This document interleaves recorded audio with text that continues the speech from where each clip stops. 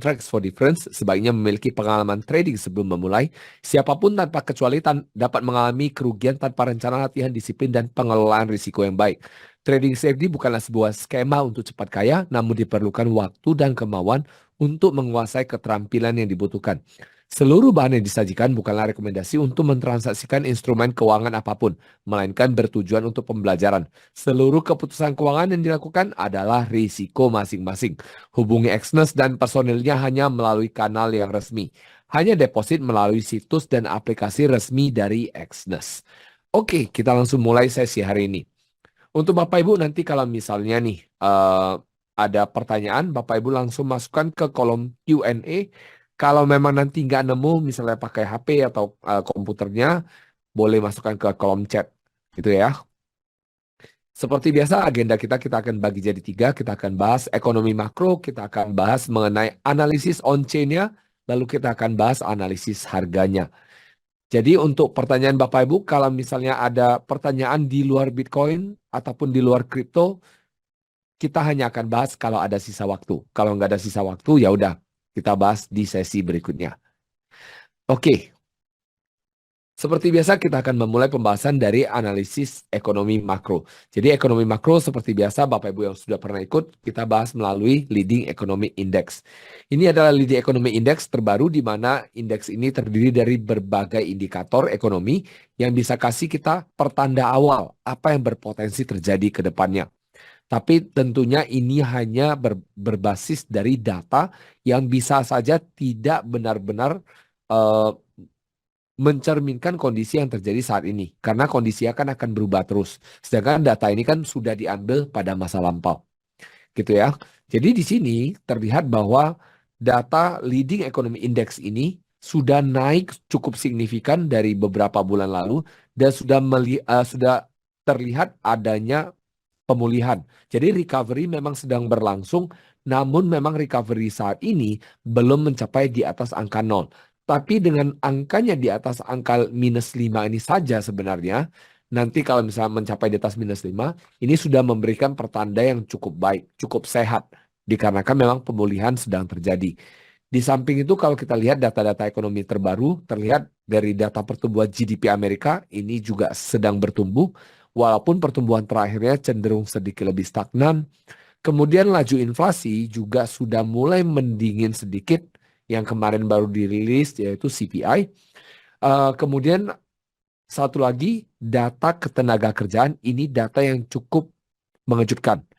Di mana data NFP terbaru naiknya mengejutkannya di atas 50%. Tapi ada satu hal yang Bapak Ibu perlu perhatikan, khususnya untuk data ketenaga kerjaan. Jadi kalau kita lihat dari data NFP terakhir, memang datanya mengejutkan. Tapi perlu juga kita ingat bahwa beberapa NFP terakhir ini sering angkanya direvisi menurun. Jadi memberikan kejutan sementara kemudian direvisi. Gitu. Jadi jangan terlalu senang dulu, lebih baik tetap berbasis pada data. Yang mana ini juga adalah hal yang diucapkan oleh The Fed pada rapat-rapat terakhir ataupun pada pidato-pidato terakhirnya. Jadi termasuk FOMC kemarin juga pembahasannya ya tetap berkutat kepada mereka akan berbasis kepada data, nggak mau buru-buru. Gitu ya. Jadi kondisi saat ini dengan pemulihan ekonomi yang ada dengan inflasi yang mulai melambat, ini memberi ruang kepada The Fed untuk memangkas suku bunga. Tapi The Fed masih belum yakin kepada pendinginan si laju inflasi, sehingga The Fed memilih untuk menahan. Jadi kalau kita lihat dari datanya, potensi pemangkasan pertama itu bisa terjadi pada bulan November. Tapi angkanya masih di bawah 50%. Jadi kemungkinan dipangkasnya itu masih di bawah 50%. Sehingga belum meyakinkan sekali untuk pasar. Gitu. Sehingga dengan begitu cenderung dolar akan masih menguat. Gitu ya. Kemudian kalau kita lihat ini adalah data yang prediktif. Jadi data Leading Economic Index yang di sini ini adalah data prediktif yang mana ketika angkanya di bawah yang merah ini memberikan sinyal resesi. Ketika dia sudah naik kembali, ini memberikan sinyal kalau saat ini masih namanya warning signal gitu, masih peringatan karena belum di atas 0. Nanti kalau setelah dia balik di atas 0, ini baru artinya bertumbuh. gitu ya. Jadi di sini, Lidi Economy Index ini seperti yang saya sebut tadi, ada banyak sekali indikator. Indikatornya ada komponen keuangan dan komponen non-keuangan. Untuk komponen keuangan, semuanya sudah berada di angka positif, kecuali interest rate spread, yaitu selisih antara eh, obligasi 10 tahun dengan suku bunga The Fed. Saat ini kondisinya negatif, yang mana orang-orang daripada berinvestasi di obligasi, orang-orang memilih berdeposito.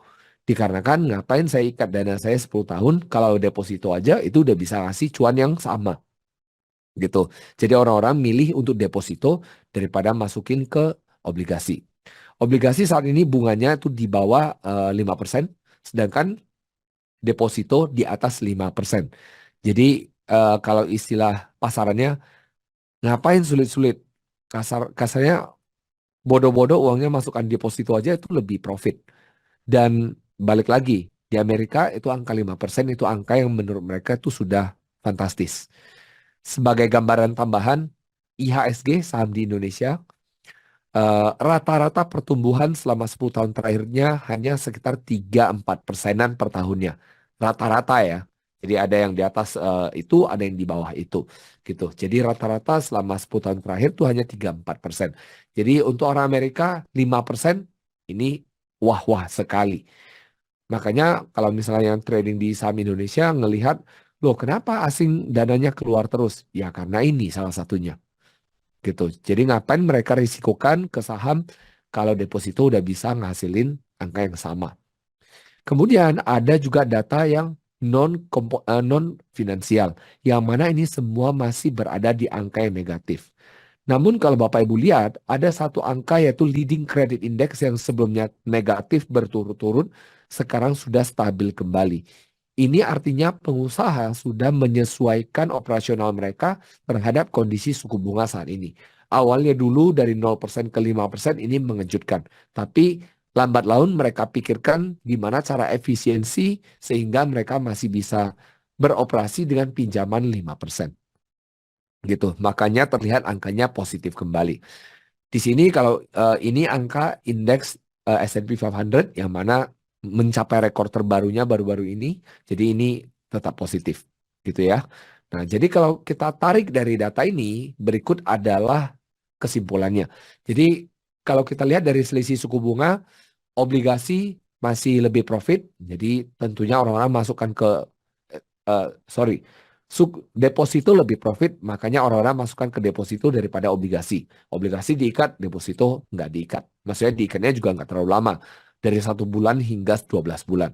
Kemudian ekspektasi konsumen terhadap kondisi ekonomi dan bisnis ke depannya masih negatif. Jadi orang-orang melihat walaupun katanya ekonomi yang bertumbuh, orang-orang rasakan itu tidak berdampak kepada mereka. Mereka merasa, wah ini prospek ekonominya kurang bagus. Jadi mereka memperkirakan bahwa ke depannya ekonomi akan cenderung menyusut. Makanya mereka memberikan ekspektasi di surveinya secara negatif. Kemudian rata-rata jam kerja per minggunya ini juga menurun. Sehingga ini memberikan arti bahwa aktivitas bisnis secara rata-rata juga menurun. Di Amerika, saya ingatkan kembali, jam kerja itu upah upah kerja itu dikasih dalam bentuk hitungan per jam. Jadi semakin panjang jam kerja kita, semakin banyak yang dibayarkan. Tapi tentunya ada juga aturan seperti ini. Jadi misalnya diatur jam kerja 1 minggu itu maksimal misalnya 72 jam misalnya. Ini juga terlalu banyak sih. Biasanya sih 40 jam aja. Lewat dari itu maka akan diperhitungkan lembur. Nah, kalau misalnya di bawah ini berarti mereka nggak bekerja penuh waktu. Yang artinya perusahaan-perusahaan bisa aja merumahkan karyawannya, bisa aja tutup lebih awal karena bisnisnya lebih dingin atau berbagai faktor lah gitu. Jadi intinya ini memberikan pertanda bahwa ekonomi lagi melambat seperti itu.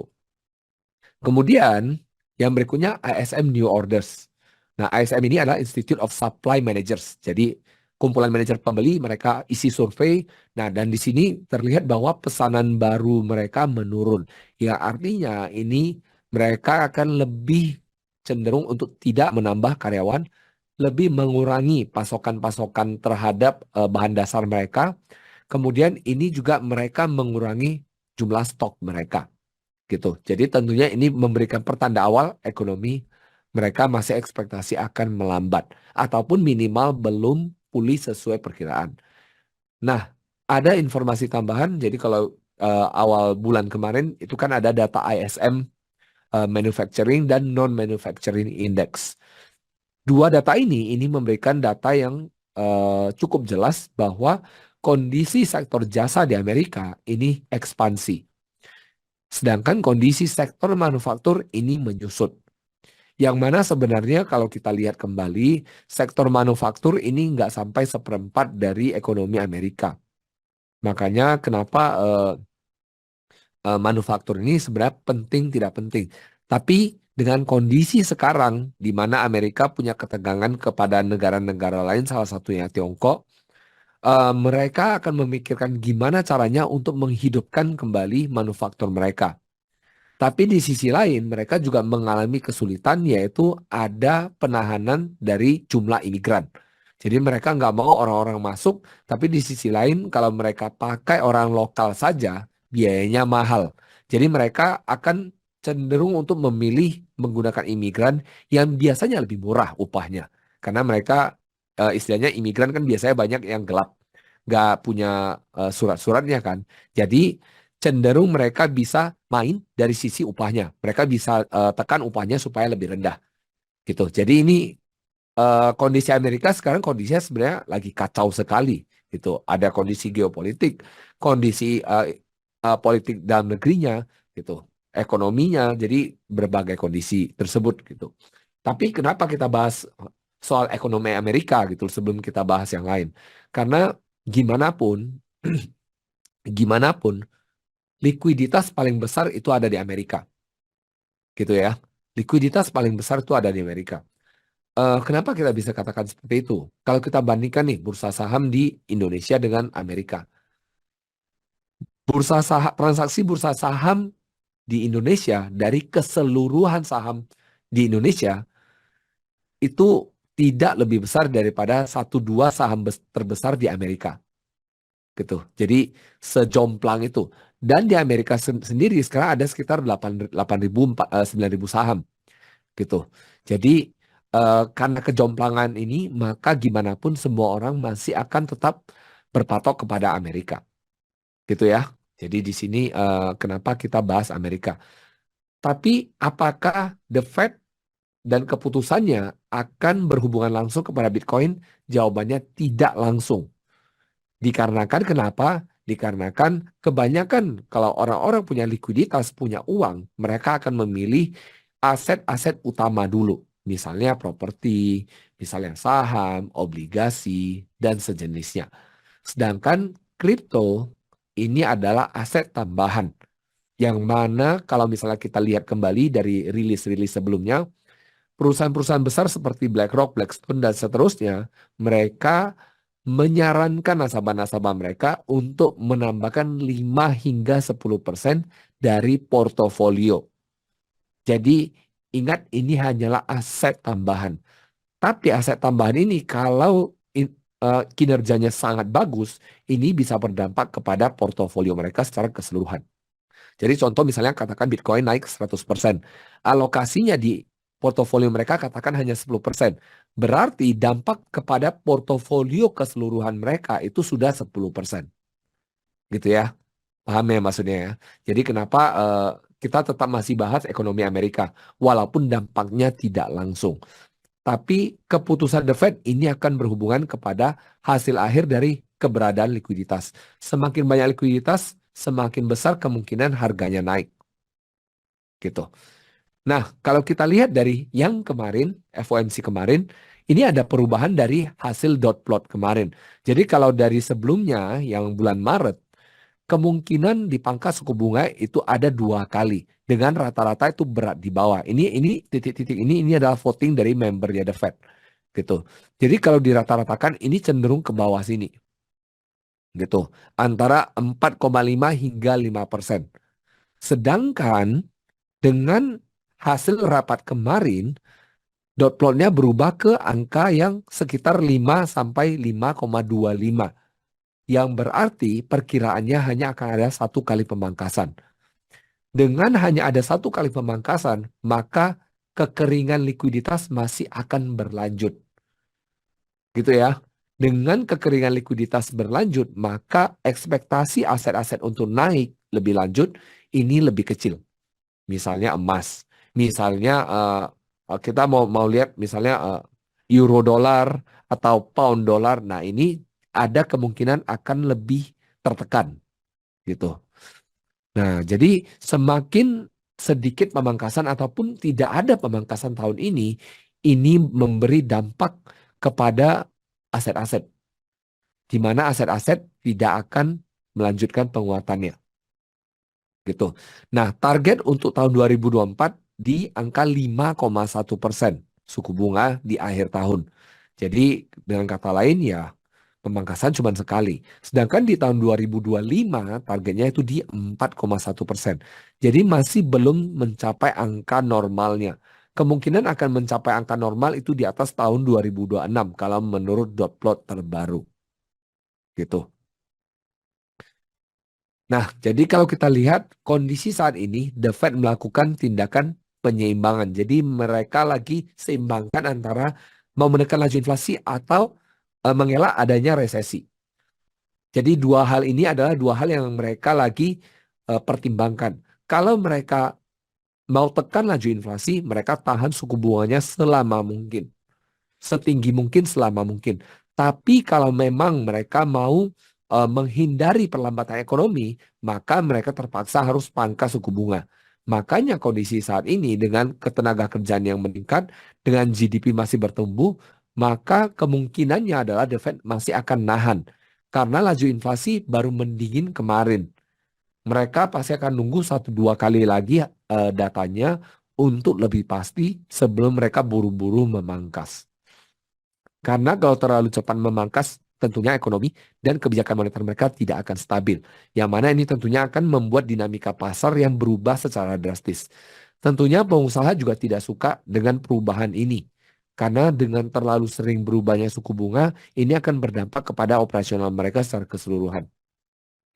Gitu ya. Sampai di sini ada yang mau ditanya? Sambil saya minum air.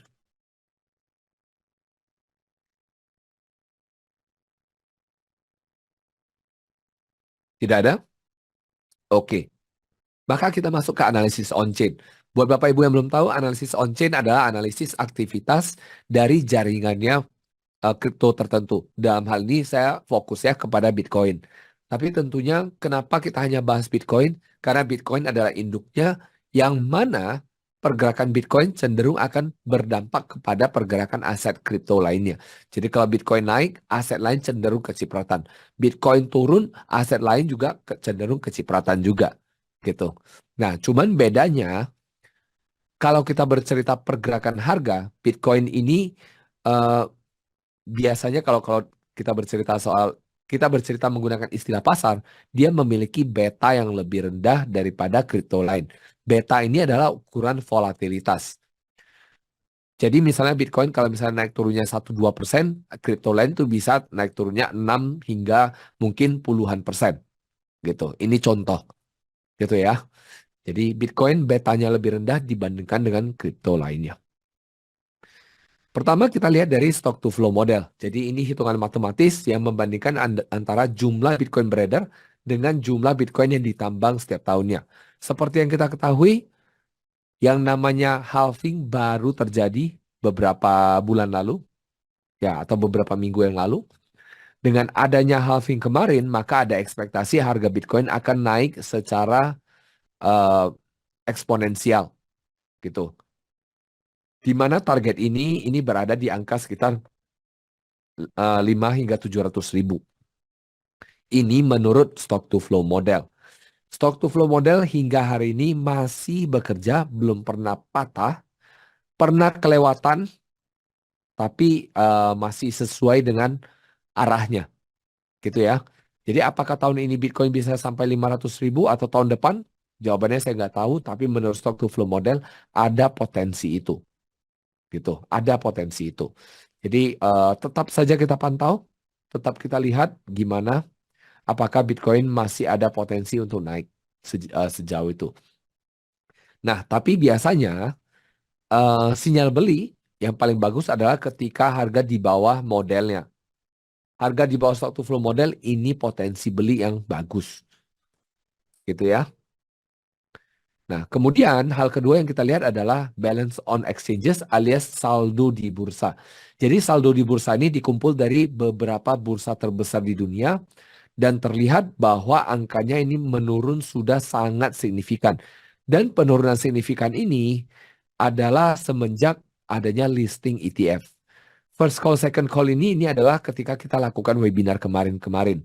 Jadi Februari tanggal 1 2023, waktu harganya 24.000, kita webinar sekali, saya kasih tanda-tanda beli.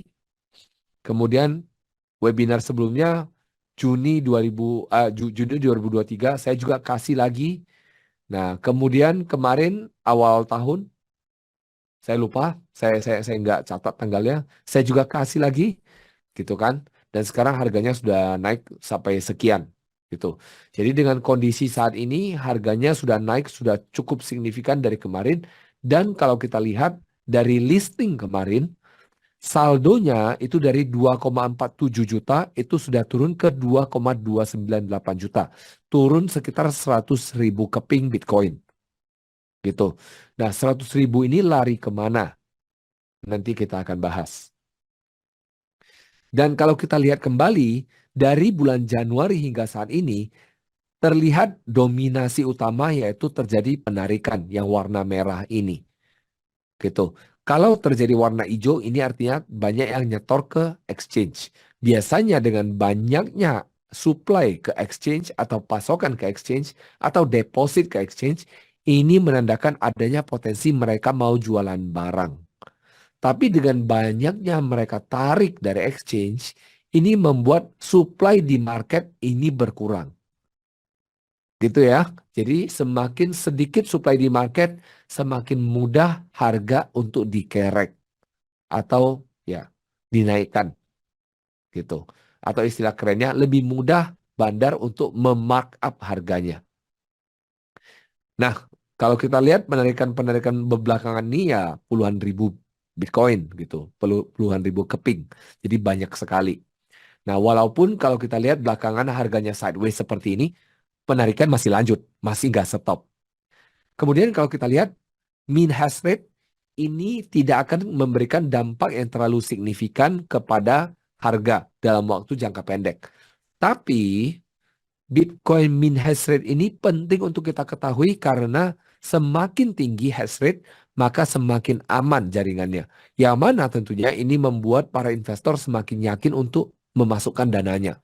Ini adalah hal yang sangat penting dikarenakan kalau kita mau investor awam untuk masuk, kita harus memastikan bahwa aset ini aman bagi mereka. Gitu. Aman tentunya bukan berarti aman dari volatilitas, tapi aman terhadap eh, terjadinya rug pull atau yang sejenisnya, atau dilarikan dananya. Gitu. Karena kan yang paling ditakutkan dari kripto yaitu dananya dilarikan, ataupun jaringannya tiba-tiba hilang. Dengan hash rate yang begitu tinggi, mudah-mudahan tidak hilang. Gitu.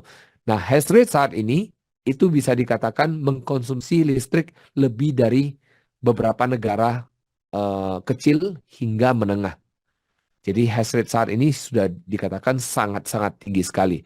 Tapi masih ada banyak orang yang memperkirakan harga produksi Bitcoin berdasarkan hash rate saat ini. Yang mana menurut saya sudah tidak begitu relevan. Karena kenapa? Dulu kalau kita bercerita soal penambangan Bitcoin itu semua menggunakan listrik konvensional. Ya kalau di Indonesia listrik PLN gitu. Tapi untuk saat ini, terutama di Amerika, mereka cenderung hanya ingin mentransaksikan Bitcoin yang menggunakan energi terbarukan. Ya salah satunya ya solar ataupun papan papan tenaga surya. Ya, ini keren ya bahasanya. Papan tenaga surya atau panel tenaga surya. Jadi mereka cenderung memilih yang itu. Dan penggunaan tenaga solar ini memberikan dampak yang bagus kepada biaya produksi Bitcoin. Sehingga ini membuat para miner ataupun penambang mempunyai bisnis yang lebih sustainable, yang lebih bertahan lama. Kenapa demikian? Dikarenakan dengan ongkos produksi yang lebih rendah, mereka bisa gunakan selisih dana ini untuk menambahkan alat tambang mereka dan membuat jaringannya lebih aman. Semakin aman jaringannya, semakin kecil kemungkinan diretas. Oke, kemudian ini adalah data yang selama ini saya belum kasih lagi karena satu dan lain hal. Dan ini saya kasih kembali, saya sajikan kembali. Ini adalah data perubahan wallet semenjak ATH terakhir. Semenjak all time high kemarin. Nah, all time high kemarin ini dalam hal ini all time high di cycle sebelumnya di November. Di mana terlihat bahwa wallet 10 sampai 100 Bitcoin ini nambah dengan angka cantik gitu kan. Tapi yang 100 hingga 10.000 ini angkanya berkurang. Namun untuk wallet di angka di atas 10.000 ini naik cukup signifikan. Jadi ada kemungkinan dua kelas wallet ini berpindah ke kanan atau berpindah ke kiri. Maksudnya gimana? Dengan bertambahnya uh, holder atau investor Bitcoin yang angka besar, yang kelas berat, ini memberikan arti bahwa investor jangka panjang berinvestasi semakin banyak dan semakin signifikan. Nah, baru-baru ini ada perusahaan lain lagi yang memilih Bitcoin sebagai aset cadangan mereka. Saya lupa nama panjangnya, kalau nggak salah namanya DeFi Technologies. Yang mana juga adalah perusahaan terbuka di Amerika. Di Kanada. Gitu. Jadi dengan semakin banyak perusahaan yang mengadopsi Bitcoin sebagai cadangan, ini memberi dampak positif kepada Bitcoin. Dikarenakan semakin banyak investor jangka panjangnya. Kemudian ada data lain yang perlu saya kasih lagi, yaitu data Realized Cap Hodl Wave, di mana ini memberikan kita data distribusi dari Bitcoin berdasarkan lama investasinya para investor. Di sini terlihat bahwa investor yang biasanya nyimpan 6 bulan sampai 12 bulan dan 1 tahun hingga 2 tahun, mereka mendistribusikan posisi mereka ke investor lainnya. Investor jangka waktu lebih panjang dan investor jangka waktu lebih pendek. Bisa kita lihat contoh misalnya yang 1 tahun hingga 2 tahun dari 43% ini turun ke 8%. Yang 6 sampai 12 bulan dari 25% ini turun ke 8%. Pindahnya kemana? Pindahnya ke 3 sampai 6 bulan dari 9% ke 18%, 4,9 ke 19%, 3% ke 10%, 2% ke 4% dan seterusnya. Kalau yang atas ini penambahannya nggak terlalu banyak. Kecuali yang 2 sampai 5 tahun. Ini 11 dan 15, ini 3 dan 5. Gitu ya. Jadi ini penambahannya cukup nggak terlalu banyak tapi cukup signifikan. Nah, tapi yang banyak ke yang bawah. Artinya ada kemungkinan investor-investor yang oportunis dan pemain-pemain baru di cycle ini mulai masuk. Dan biasanya mereka adalah calon-calon investor nyangkut. Gitu. Jadi eh, kalau misalnya kita punya barang, kita masih ada posisi di Bitcoin, kita harus lebih cermat melihat peluang. Saat ini Bitcoin sideways, ini adalah hal yang wajar dan ini adalah siklus biasa, yang mana biasanya akan ada siklus lanjutannya pada bulan Oktober. Nanti kita lihat di chartnya saja, jadi bisa lihat lebih jelas. Kemudian kalau kita lihat supply yang disimpan oleh investor jangka panjang atau long term holders, di sini terlihat penurunannya cukup signifikan, terutama semenjak dirilisnya ETF, di mana penurunannya dari 14,8 juta ke 14,1 juta. Walaupun ini belakangan sudah naik sih. Kemarin sempat di bawah 14 juta gitu. Berarti turunnya sekitar 800 hingga 900 ribu keping Bitcoin. Ini hal yang wajar dikarenakan mereka kan investor juga mau cari untung gitu. Dan distribusi dari investor jangka panjang ini biasanya um, ini biasanya memberikan indikasi harga akan naik gitu. Cenderung ketika mereka distribusi harganya naik gitu. Kecenderungan, tapi bukan kepastian gitu ya. Karena di sini ketika mereka distribusi harga juga turun. Biasanya investor jangka panjang mereka akan akumulasi ketika harganya lagi murah. Mereka anggap murah, mereka akan gas habis gitu. Ketika mereka rasa oke, ini udah cukup untuk mereka 100-200%, mereka akan exit dulu. Realisasi dulu profit gitu. Nah, ada indikator lain yaitu Collin Bitcoin Bull Run Index yang mana ini adalah gabungan dari indikator-indikator semuanya, ada 9 indikator. Yang mana ini saya bagi jadi 3 garis, yaitu garis 65%, garis 80%, dan 95%. Biasanya kalau udah sampai 95%, ini sudah pertanda oke, ini sudah boleh exit, sudah boleh keluar. Jadi nggak usah ribet-ribet lagi gitu. Tapi kalau 80% ini sudah kasih tanda awal. Jadi ini kemarin ada tanda awal, dia koreksi, jadi kemungkinan nih, kalau dia ikut 2 siklus sebelumnya, bisa aja kembali naik lagi, gitu. Yang mana kalau ngelihat kondisi saat ini semuanya ngarah ke lanjut naik lagi. Jadi kita lihat lagi nanti gimana ya. Tapi tentunya saya himbau untuk mengelola risikonya dengan hati-hati. Sedangkan yang 65 ini biasanya jadi eh, garis supportnya lah ya. Jadi kalau misalnya dia nyampe sini ada kemungkinan mantul. Ataupun sebaliknya, ini kalau dia udah tembus ke bawah ini jadi resistennya. Jadi kalau yang telat-telat keluar ya ini jadi titik exit berikutnya. Kemudian ini ada tambahan data baru yaitu spot Bitcoin ETF flows. Yaitu arus dana ke ETF Bitcoin spot. Nah, di sini kalau kita lihat total investasinya sudah mencapai 15 miliar, sudah dikurangi dengan investasi arus keluar dari GBTC gitu. Jadi kalau kita tambah semuanya ini masih plus 15 miliar dolar. 15 miliar dolar atau sekitar 225 triliun rupiah. Ya, cukup banyak gitu. Jadi dengan melihat seperti ini memberikan pertanda bahwa investor awam mereka semakin yakin kepada Bitcoin. Nah, kembali lagi kalau kita bercerita soal manajer investasi yang besar-besar seperti BlackRock dan seterusnya, BlackRock sendiri ini mengelola sekitar 11 triliun dolar. 11 triliun dolar kalau kita katakan 5% saja, 5% saja, ini sudah mencapai 550 miliar dolar. 550 miliar dolar. Oke, kalau kita lihat dari data ini, data yang sudah masuk, investasi yang sudah masuk ke IBIT punyanya si BlackRock ini baru 17 miliar. 17 miliar. 17 miliar ini hanya sekitar 0,3% dari 5% alokasi aset. 0,3%, sorry. eh 3% dari alokasi aset gitu. Jadi ini angkanya masih kecil banget. Jadi sebenarnya nafasnya ini masih panjang.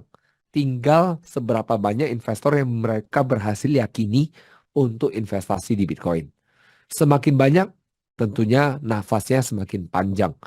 Bayangin, naik ke 15.000 ini dari berapa nih? Kalau kita lihat dari sini ya, ini dari 46.000 ke 73.000 kemarin paling tingginya. Itu berarti naik sekitar 50%. 50% ini hanya sekitar 3% dari 5%-nya. Bayangin, dari 5% ini kita ambil hanya 3%. Bayangin kalau 5%-nya masuk, wah ini gila nih. Bakal gila. Nah, tapi kapan keluarnya? Ini kita bahas dari yang sebelumnya. Webinar Februari 2023, ini kita sudah ngomong nih. Ya, saya kan nggak bisa bilang ke Bapak Ibu, Pak, ini beli, jual semuanya. Kan nggak bisa gitu ya. Gak bisa saya katakan seperti itu. Saya harus kasih data, lalu saya kasih logikanya. Nah, secara musiman, 70.000 blok sebelum halving ini biasanya menandakan, bukan kepastian, menandakan harga mencapai dasarnya. Ini yang pertama, ini yang kedua, ini yang ketiga, ini yang keempat. Gitu kan? Di bulan Juni kemarin 2023, saya sudah kasih tanda kan, wah ini sudah hampir pasti, ya saya nggak bisa katakan pasti, sudah hampir pasti ini adalah dasarnya. Jadi dasar di Februari, dasar di bulan Juni, gitu kan, sudah dipastikan. Kemudian di saat ini kemarin sekali, kemarin dua kali, harga sudah mencapai rekor terbarunya. Pertanyaannya, kapan exit? Kan gitu ya. Kapan saya harus keluar? Menurut data musiman, menurut data musiman, pada halving pertama, exit itu di 70.000 blok setelah halving. Exit kedua di halving kedua, sekitar 70.000 blok setelah halving. Walaupun dari sini ini naik masih ada nafas nih. Masih jauh gitu. Sama juga di halving ketiga, ini tutupnya di 70.000 blok setelah halving. Keempat, apakah seperti itu juga? Jawabannya saya nggak tahu. Tapi kalau menurut perhitungan matematika saya, yang sebenarnya nggak jelek-jelek amat gitu kan, eh, tutup posisi berikutnya itu harusnya di sekitar Agustus 2025. Puncaknya bakal dekat. Tidak pasti di sana, tapi dekat. Bisa maju, bisa mundur. Kenapa saya katakan begitu? Kalau kita lihat nih, yang pertama, ini lebih awal sedikit. Halving kedua, ini lebih lambat sedikit. Halving ketiga, lebih lambat sedikit. Gitu. Halving keempat, saya nggak tahu. Gitu ya. Jadi ya, paling nggak kalau sudah punya patokan, ini lebih mudah untuk kita. Oke, kemarin Chris bilang Agustus nih, kira-kira. Kira-kira ya, nggak kepastian ya Bapak Ibu ya. Kira-kira. Jadi kita udah tahu, oke, Agustus saya udah harus siap-siap. Gitu. Nah, tapi kapan biasanya Bitcoin naik lagi setelah halving? Biasanya, biasanya adalah pada sekitar akhir tahun, kuartal keempat, alias Oktober namanya. Nah, jadi bukan Oktober tapi Oktober. Biasanya, itu ya. Biasanya setelah halving, bulan-bulan Oktober dia naik. Kita lihat ya. Halving kedua, halving pertama ini nggak kelihatan ya. Ini nggak kelihatan. Tapi setelah, nah intinya ini mendekati akhir tahun lah, gitu ya. Mendekati akhir tahun dia naik. Lalu halving kedua ini di bulan Juli, kemudian sideways beberapa minggu, lalu dia naik mendekati akhir tahun. Begitu begitu pula di halving ketiga, sideways dulu dekat akhir tahun ini 2021, dekat akhir tahun baru naik. Harusnya juga sama. Sekarang halving harusnya beberapa bulan ya, bukan minggu ya. Beberapa bulan lagi ya sabar-sabar lagi, sabar-sabar gitu kan. Nah, bisa aja naik gitu. Gitu kira-kira. Nah, ini informasinya sampai sampai di sini. Mari kita lihat pertanyaan dulu sebelum kita lihat harga. Oke, saya buka. Oke,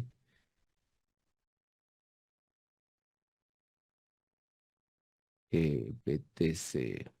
Nanti kita bahas instrumen baru. Jadi Bapak Ibu bisa lebih mengenal. Oke, pertama kita lihat pertanyaannya. Net transfer volume datanya narik dari mana? Dari Glassnode dan bayar premium. Nah, MT5 bisa pakai Sen. Jawabannya masih uji coba. Saya nggak bisa kasih informasi lebih lanjut. Intinya masih uji coba, gitu ya. Ditunggu saja Pak. Nanti Bapak akan dapat informasinya sendiri, gitu. Oke, kita lihat Bitcoin harganya. Waduh, Jadi untuk BTC lebih aman buy daripada sell untuk jangka panjangnya ya Pak. Untuk saat ini saya sendiri akan cenderung memilih untuk buy untuk jangka panjang. Panjang ini dalam hal ini beberapa bulan hingga eh, beberapa minggu hingga beberapa bulan ke depan. Karena ya saya nggak yakin 1 tahun atau lebih gitu. Jadi beberapa minggu hingga beberapa bulan ke depan saya cenderung lebih pilih untuk beli. Nah, untuk Bapak Ibu sendiri kalau memang mau ngambil jangka pendek untuk nge-sell ya silakan. Tapi dengan kita punya mindset, oke, jangka panjangnya dia naik, kita harus lebih apa namanya lebih disiplin kepada manajemen risiko kita, gitu ya. Mari kita mulai. Kita lihat monthly di sini datanya cukup nggak ya? Oke, datanya nggak menarik monthly. Kita lihat dari sini aja deh. Kebetulan saya juga punya premium. Kita gunakan data ini saja. Oke, jadi chart yang Bapak Ibu lihat dari tadi itu adalah chart pribadi saya. Yang Bapak Ibu tidak akan dapat di mana-mana. Hanya Exness yang punya karena kan saya di sini gitu ya. Jadi ya Bapak Ibu kalau memang mau tetap dapat ini, ya tetap ikut aja webinar saya. Oke, cocok ya.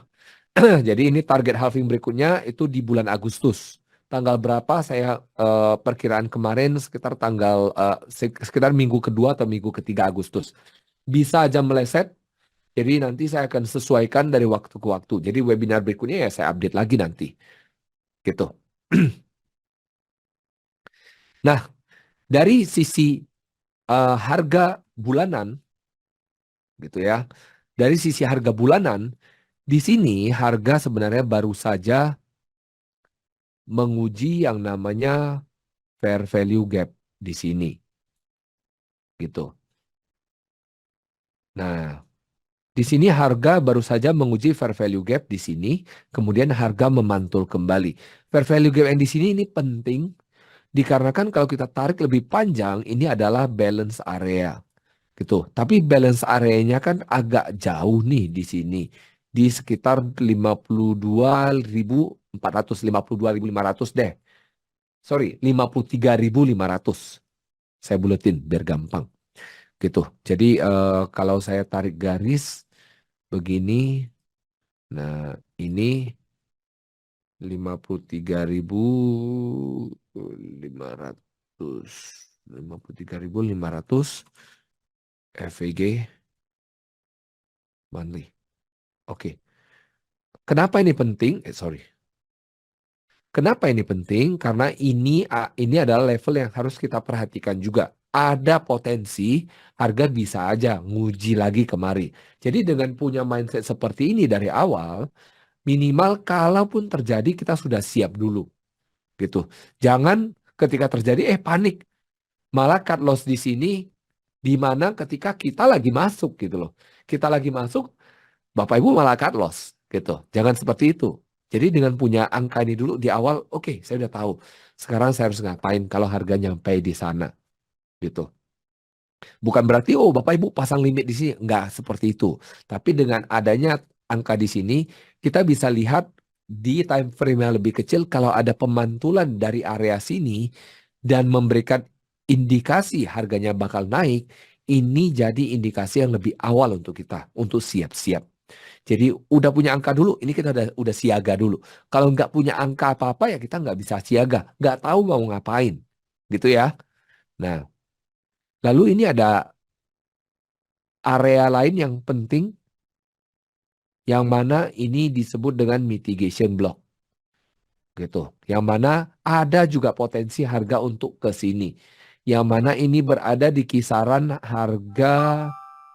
Sebentar, ini entah suara-suara komputer, suara komputer saya masuk nih ke Bapak Ibu dari tadi. Suara email saya. Sorry ya Bapak Ibu ya. Oke, mitigation MB aja deh. Nah, oke, MB monthly. Oke, jadi ini ada dua harga utama yang kita perhatikan dulu. Kemudian dengan punya dua data ini baru kita lihat dari sisi weekly. Nah, harga baru saja memantul dari weekly. Wajar. Harga mantul, naik, itu adalah hal yang wajar. Cuman yang sekarang belum wajar adalah harga belum menguji all time high-nya ini. Gitu. Jadi pengennya sih harganya menguji all time high ini. Gitu. Maunya. Jadi kalau harga udah menguji ke sini, ya kalau dia balik lagi, ya udah kita tahu gitu loh harganya. eh, Maksudnya lebih enak untuk kita buat keputusan untuk beli. Gitu. Nah, di sisi lain, eh, harusnya nggak banyak tambahan, ini sudah selesai. Jadi ini biasanya sih saya akan langsung buang, tapi saya akan tandai ini. Oke, oke. Jadi ini adalah target harga. Kalau misalnya harga gagal ke atas, gitu. Jadi kalau harga gagal ke atas, ya bisa aja tektokan kemari dulu, gitu. Atau bisa aja malah nembus ke 53.500 baru lanjut. Gitu. Tapi harusnya sekitar 60.000 ini adalah level yang cukup kuat untuk harga bertahan saat ini. Jadi itu adalah namanya eh eh, eh, eh. Ini minta di zoom. Ini zoomnya udah oke harusnya ya, gitu. Nah, jadi 60.000 ini adalah level support psikologis, di mana level ini adalah level yang penting dan biasanya orang-orang akan masang order di sana untuk beli. Tapi dengan begitu, dengan ada informasi awam seperti ini juga membuka kemungkinan yang besar untuk dilakukan yang namanya eh, eh, eh, eh, apa namanya manipulasi pasar gitu. Jadi, oh udah tahu nih, bandar udah tahu nih ada order di 60.000, sengaja ditarik di sini gitu. Dibuat orang-orang stop loss 10%, gitu kan? Nah orang-orang udah stop loss atau buat stop lossnya di bawah ini, baru naik dia. Nah, seperti yang saya katakan tadi, jangan-jangan nanti kita lagi stop loss, yang tahu 53.500 nih kita lagi pada beli gitu loh. Jangan seperti itu. Jadi punya angka-angka ini di kepala kita, oke kita udah tahu, oke ini angka-angka penting untuk kita perhatikan. Gitu ya. Nah, ini panah kita buang dulu. Panah yang nggak guna lagi. Oke, sebentar. Jadi supaya bersih capnya. Lalu kemudian kita lihat di daily. Di daily ini seperti apa kira-kira? Gitu kan? Nah, sebentar. Ini kita masih butuh garisnya. Current interval and below. Oke, current interval and below. Oke. Lalu kalau kita lihat di daily, nah di daily harganya ini jijak-jijak di sini-sini aja gitu loh. Jalan-jalan di sekitar 72.000 hingga ya 60.000 lah kita buletin gitu. Jadi plus minus 72, 60, 72, 60 gitu gitu aja. Nah, tapi di sini saat ini harga ini ada satu eh, target penting yang bisa aja jadi potensi untuk entry. Tapi perlu lebih hati-hati karena ini agak lebar gitu. Karena ini ada dua dua zona lah gitu. Tahu kalau mau pakai yang ini juga boleh gitu. Ini jadinya. Nah, gitu. Nah, jadi kondisinya dengan harga saat ini lagi tektokan di sini, harga baru harga nguji kisaran 72.000 plus minus di sini kan. Nah, ini saya kasih ini nih. Nah, tuh, tuh, tuh, tuh, tuh. Nah, dengan harga tektokan di sini, ini ada kemungkinan harga bisa aja nguji lagi ke atas gitu loh. Kalau dia bisa nguji ke atas, ya kalau saya sih lebih pengen dia ke sini dulu gitu. Ke all time high-nya baru koreksi dikit untuk lanjut gitu. Tapi karena sesuai harga musiman, harusnya sih bakal lebih lama tektokannya di dalam ini gitu loh. Ataupun kalau naik juga nggak banyak gitu. Nah, target terdekat saya sih sekitar 75.000 aja. Saya nggak target terlalu muluk-muluk gitu loh. Saya target 75.000 dulu, lihat 75.000 nanti bisa seperti apa harganya. Gitu, karena 75.000 ini adalah checkpoint berikutnya sebelum dia bisa ke 100.000. Gitu. Jadi untuk saat ini Bitcoin menurut saya ini masih cenderung akan tektokan di dalam-dalam sini saja. Jadi kalau mau beli kapan? Ya sedekat mungkinlah ke bawah ini. Gitu. Jadi kalau misalnya ya udahlah Chris, bosen, saya mau close dulu, nanti dia turun lagi baru saya masuk lagi ya silakan. Gitu. Jadi menurut saya sih eh, sideways range ini bakal lebih lama. Gitu. Lalu mungkin ada yang nanya, Chris, ini ada kemungkinan nggak terjadi double top ataupun triple top ataupun entah apa lah ya.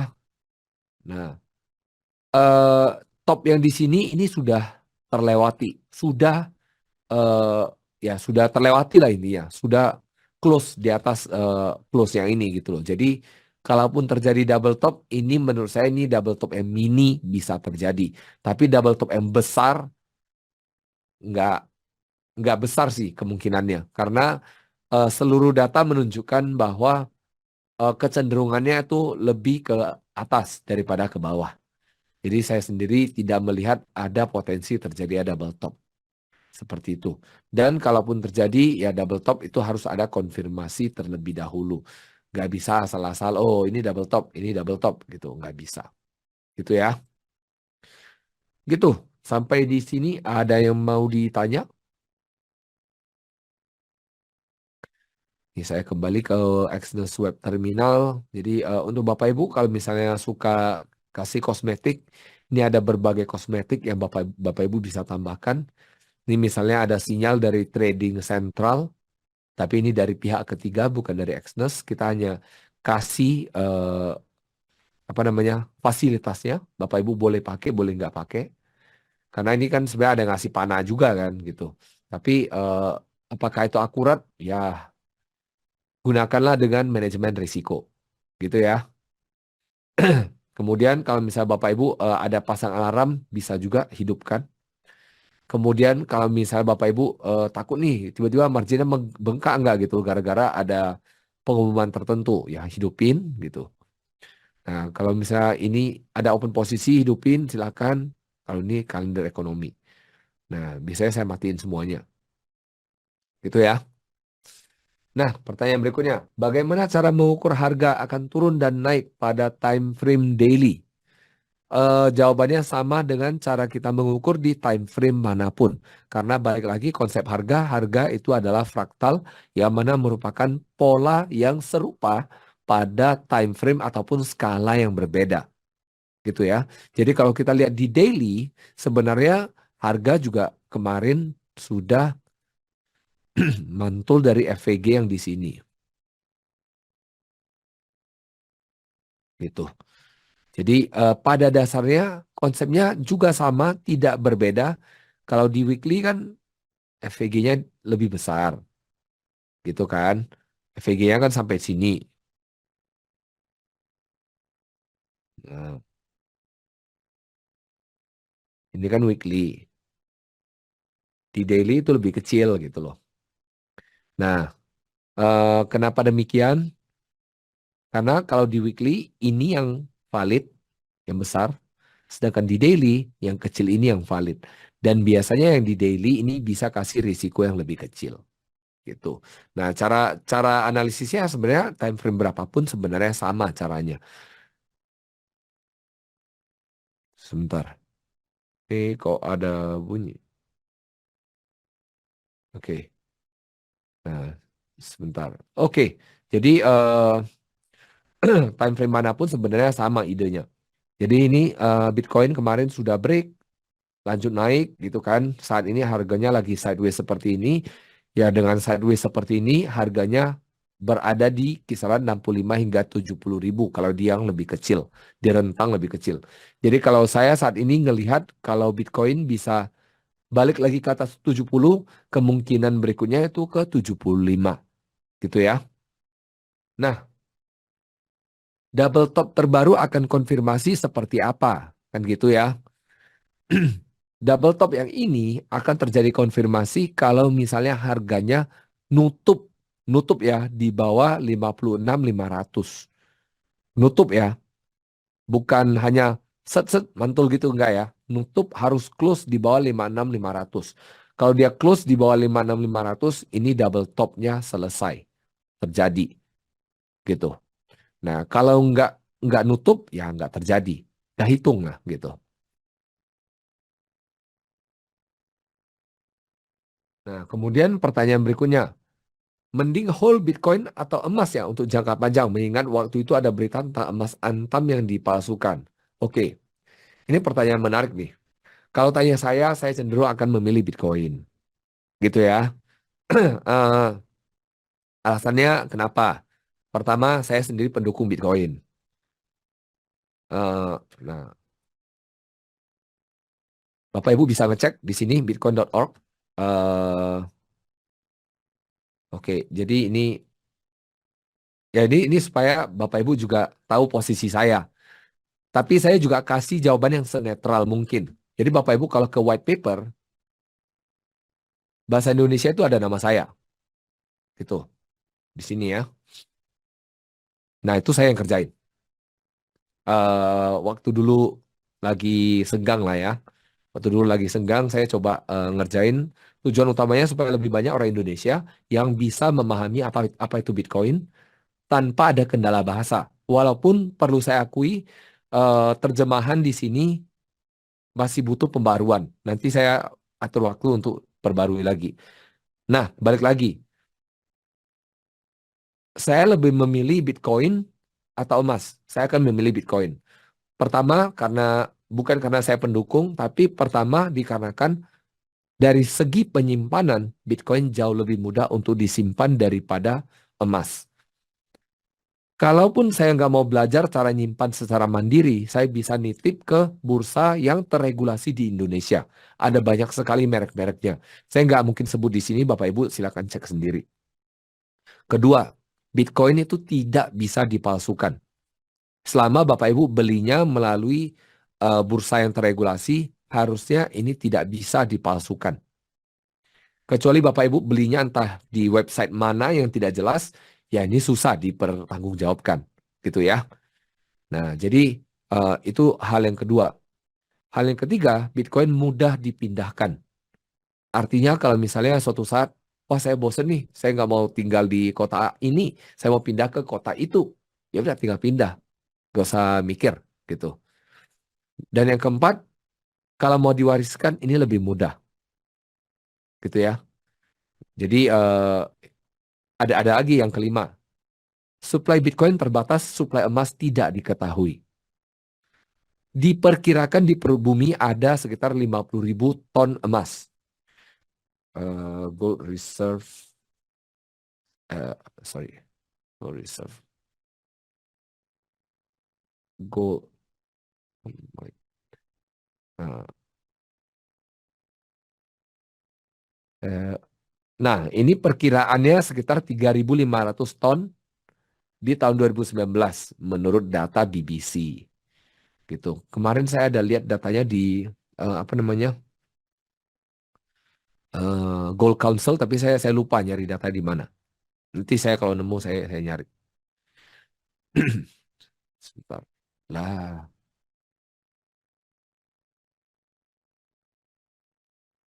sebentar ya.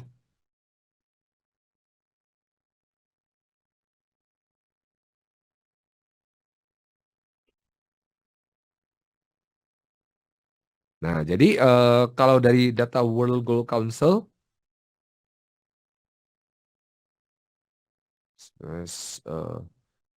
gold mining, wait, salah, Gold Council mining. Eh, eh, eh, eh, eh, eh,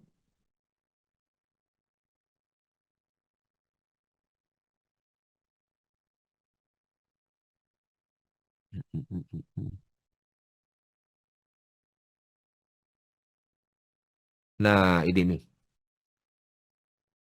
Perkiraan mereka, perkiraan mereka sekitar 200-an ribu emas telah 200-an ribu ton emas telah ditambang gitu. Sedangkan emas sedangkan emas yang ada di dalam perut bumi tidak ada tidak ada tercatat di sini, tapi di sini ada informasi-informasi lain. Misalnya cadangan emas sekitar 59.000 ton gitu, sekitar. Jadi di sini ada faktor yang kita tidak tahu gitu. Ada faktor yang kita tidak tahu gitu. Jadi kalau cerita soal berapa banyak suplai emas, jawabannya nggak ada yang tahu. Nah, sedangkan kalau Bitcoin masih ada berapa? Ada beberapa cara Bapak Ibu bisa lihat, misalnya ke sini coingecko.com. Bapak Ibu bisa lihat ke Bitcoin. Di sini ada maksimum supply 21 juta dikurangi dengan 19.700.000, berarti sekitar 1,29 juta yang tersisa yang belum ditambang. Nah, diperkirakan akan habis 21 juta itu di tahun 2140. Jadi sekitar 116 tahun lagi gitu. Baru habis 21 juta. Gitu ya. Nah, jadi itu perkiraannya. Jadi ini angkanya sudah fix yang berarti dari tahun ke tahun inflasinya akan menurun. Logika yang paling sederhana yang bisa saya bagikan ke Bapak Ibu adalah misalnya nih, anggap Bapak Ibu adalah pemilik tambang emas. Bapak Ibu pengen produksi emasnya naik atau turun. Simpel ya. Harusnya orang awam manapun mereka ingin semakin tinggi penjualan emasnya. Jadi nambangnya semakin banyak. Oleh karena itu ini menyebabkan suplai emas semakin banyak. Gitu ya kira-kira ya. Dan ya emas ini ada potensi dipalsukan. Kalau Bapak Ibu nonton film Money Heist season 5, wah ini jadi bahas film kan. Eh, Emas itu banyak yang dipalsukan. Dan salah satunya yang di bank sentral juga kita nggak tahu itu emasnya masih asli atau enggak. Jadi itu yang sebenarnya mereka gunakan adegan itu sebenarnya adalah adegan yang istilahnya menyindir Bank Sentral Amerika yang katanya punya banyak emas tapi nyeta utang kemana-mana gitu. Puyeng ya. Chris, modal $1.000. Kalau BTC biasanya OP pakai lot berapa? Ini tergantung stop loss-nya berapa. Maksudnya gimana nih? Saya kasih hitung-hitungannya. Oke, misalnya nih, saya mau buka posisi nih, katakan di harga sekarang. Katakan di harga 68.000 deh. Stop loss di mana? Misalnya 67.800. Oke, 68.000, 67.500. Sorry. 65.800, sorry. 65.800. Nah, di sini kalau kita lihat satu lot BTC ini resikonya adalah berapa nih? 68.000 kurang 65.800, maka hasilnya adalah eh sorry, kok ngeheng saya. $2.200. $2.200. Oke, sekarang dengan kondisi seperti ini, saya mau buka posisi berapa banyak. Contoh asumsi akunnya ada 1.000 USD equity. Gitu ya. Mau risikokan berapa? Oh, saya mau risikonya hanya misalnya, oke, 5% deh. 5%. 5% berarti $50 per satu trade. Gitu ya. Jadi untuk buka posisi ini adalah lot sama dengan 50 USD, ya kan? Bagi dengan risikonya ini. Risikonya ini adalah $2.200. Gitu ya. $2.200. Oke. Dibagi dengan 2.000. Dan 2.200 poin. Nah, poin. Bagi dengan 1 USD per poin per lot. Maka, ini berapa lot nih? Ini kayaknya kecil nih. Satu lot nggak nyampe. Oh, dapatlah 0,02 lot. Ini jawabannya. Gitu ya. Jadi saya sesuaikan dengan stop loss. Kalau stop loss saya cuma $500 ya berarti semakin gede lotnya. Gitu ya. Mungkin jadi 0,08. Gitu ya kira-kira ya. Jadi ditunggu saja nanti tahun ini harusnya harusnya ya harusnya kuartal ini nanti di Exness Terminal di sini udah bisa hitung-hitungan. Harusnya. Finger cross tahun ini itu selesai. Saya udah ngomong sama orang produk supaya cepat selesaikan kalkulatornya. Jadi Bapak Ibu tinggal masukkan harga entry, stop loss, nanti udah muncul tuh berapa lotnya. Gitu ya. Oke. Nah, pertanyaan berikutnya. Penundaan rate cut tidak menyebabkan penurunan BTC. Balik lagi, dampaknya tidak langsung. Jadi ada pun dampak nggak banyak gitu. Apakah BTC bisa dianalisis secara Elliott Wave? Bisa, tapi saya tidak terlalu kuat Elliott Wave saya. Jadi saya tidak akan menjawab terlalu jauh gitu. Tapi saya pernah melihat ada orang yang membahas menggunakan Elliott Wave. Karena menurut saya Elliott Wave terlalu rumit sehingga dan di sisi lain saya punya kepercayaan semakin rumit satu analisis, semakin besar kemungkinan terjadi kesalahan. Jadi saya menghindari menggunakan yang terlalu rumit. Bisa dikatakan Bitcoin sebagai pengganti emas sebagai store of value? Jawabannya iya.